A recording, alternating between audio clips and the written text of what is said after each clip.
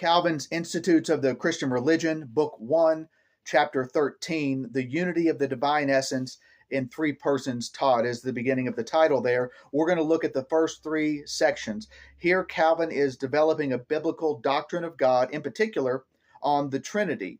And part of the reason he does this in a robust, argumentative, we might say, way is because of the errors that come about when natural man is left to his own devices. The ground he's covered in the opening chapters serve to solidify this. The higher we go into heaven, the more dull and absurd our ideas become. Here he references that if we don't go to Scripture to form our doctrine of God, we're going to be left to our wild dreams and whatever kind of vulgarities come out of there, or we're going to be left to the subtleties of philosophy, which will ultimately profane and dishonor God's name. He leads off by dealing with two prominent errors of his own day, which have overlap for us, the Manichaeans and the Anthropomorphites. So the Manichaeans held principles that basically taught the power of Satan and the nature of Satan is somehow co-equal or close to in nature and power to that of God. And they dimmed the immensity and the almighty power of God with stuff similar to what we would see in our own day and age with an openness theology. That is to say, God is in his being as open to the notions, ideas, and events of the future as we are. And he says, no, this is not held up by Scripture. The Anthropomorphites are similar. They would be literalist in a bad way.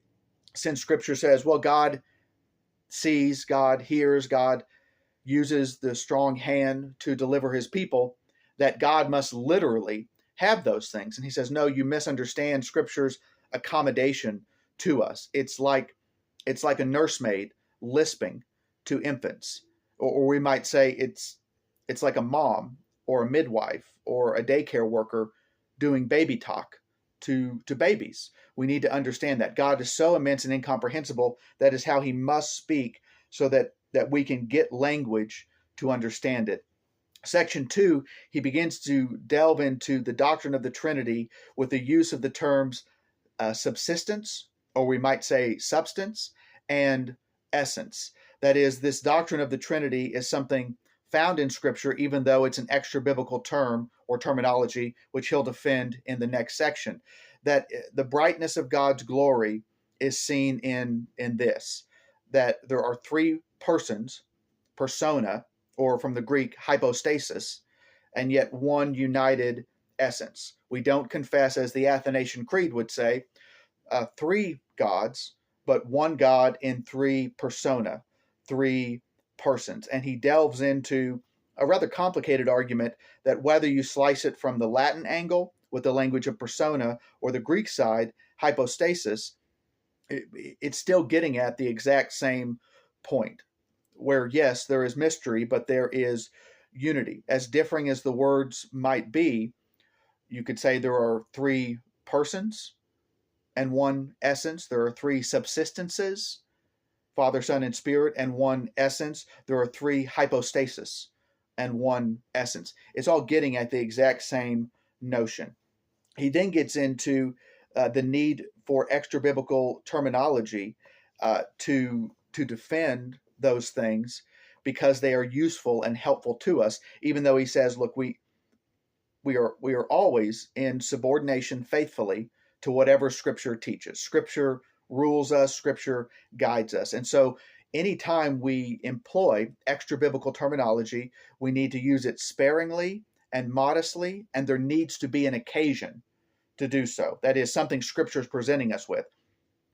The three persons in the Godhead, and yet the unity of one God. We're monotheist, right? The incomprehensible immensity of something God is conveying to us gives us the occasion, the warrant, to employ extra biblical terminology. And so how is the Christian called to do this? We do it reverently.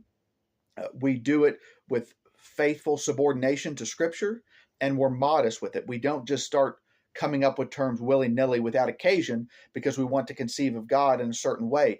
We do so with warrant because Scripture is presenting us with something and we're trying to think it through as best we can. We could add to it, for Calvin's day and for our own, this also needs to be historically informed. If you cannot confess the Apostles' Creed or the Athanasian Creed, you're not a Christian. We need to be historically informed by good use and terminology that has come before that has held these principles in terms of being reverent and faithfully subordinate to Scripture with the occasion warranted from the Bible itself, not our own imaginations or philosophical notions from the natural world. Well, thanks for listening. I hope that was a benefit.